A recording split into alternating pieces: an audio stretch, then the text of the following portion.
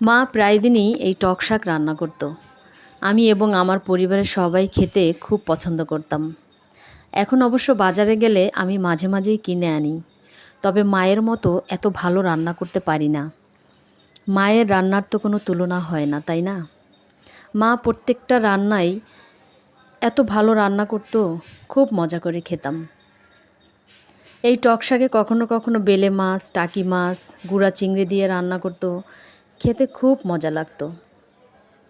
সবই এখন স্মৃতি। মায়ের কথা বলতে গেলে গলার স্বর মোটা হয়ে আসে। সবাই ভালো থাকো, সুস্থ থাকো। মা প্রায় দিনই এই টক শাক রান্না করত। আমি এবং আমার পরিবারের সবাই খেতে খুব পছন্দ করতাম। এখন অবশ্য বাজারে গেলে আমি মাঝে মাঝেই কিনে আনি। তবে মায়ের মতো এত ভালো রান্না করতে পারি না। মায়ের রান্নার তো কোনো তুলনা হয় না, তাই না? মা প্রত্যেকটা রান্নাই এত ভালো রান্না করত, খুব মজা করে খেতাম।